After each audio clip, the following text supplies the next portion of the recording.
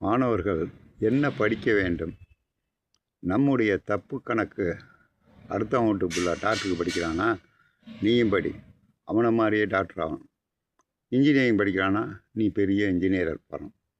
ஆசிரியருக்கு படிக்கிறானா, நீ பெரிய ஆசிரியராக வரணும். ஆசிரியருக்கு படி. அவர்கள் விருப்பத்திற்கு விட வேண்டும் மாணவர்களை. கடவுள் ஒவ்வொரு மனிதனையும் சும்மா அனுப்பலாம். அவனுக்குள்ள தகுதி ஒன்றை படைத்து தான் அனுப்பியிருக்கிறான்.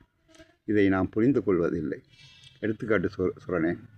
வான்குருவியின் கூடு வல்லரக்கு தொல் கரையான் தேன் சிலம்பி யாவர்க்கும் செய்வதறியால் யாம் பெரிதும் வல்லோமை என்று பொய் சொல்ல வேண்டாங்கால்.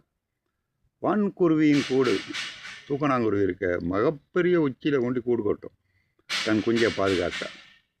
வல்லரக்கு தொல் கரையான், கரையான் பூச்சி தான் பூமியில் வாழ்கிறதுக்கு மண் கூடை கட்டி அதில் தன் குஞ்சுகள்லாம் இருக்கும். இந்த எறும்பு போய் உயரத்தில் வீடு கட்டணும்னு நினைக்காது.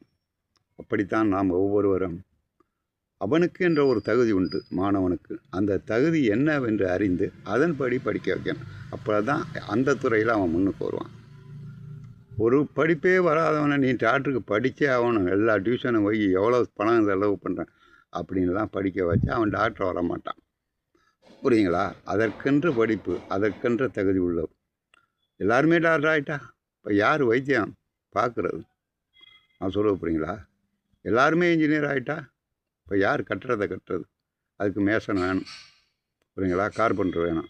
அப்போ ஒவ்வொரு துறையிலும் ஒவ்வொருவனுக்கு தனி சிறப்பு உண்டு. எனவே கடவுள் படைத்ததில் ஒரே மாதிரி மனுஷனை எல்லாரையும் படிக்கலை.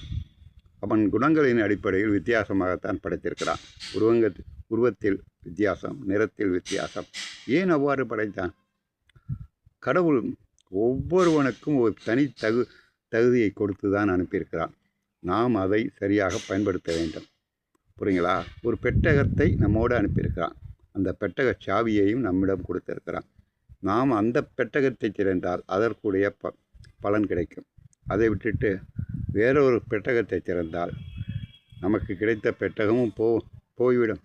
அந்த பெட்டகமும் திறக்க முடியாது. இதை அடிப்படைகளை புரிந்து கொண்டு பெற்றோர்கள் அவனுக்கு என்ன கல்வி வருமோ, அவன் எதில் ஆர்வமாக இருக்கிறானோ அதை படிக்க வைத்தால் அவன் வாழ்வு செழிப்பாக இருக்கும். கண்டிப்பாக செல்வம் மட்டுமே வாழ்க்கை என்று நினைத்து டாக்டருக்கு படி, இன்ஜினியருக்கு படி, வக்கீலுக்கு படின்னு படிக்க வச்சா குடும்பம் கஷ்டம்தான் படும். அவன் துறையிலும் அவன் வல்லரசாக வரமாட்டான். அவன் தேர்ந்தெடுத்த துறையிலும் வல்லரசாக மாறமாட்டான். எனவே இதை பெற்றோர்கள் அடிப்படையில் புரிந்து கொள்ள வேண்டும்.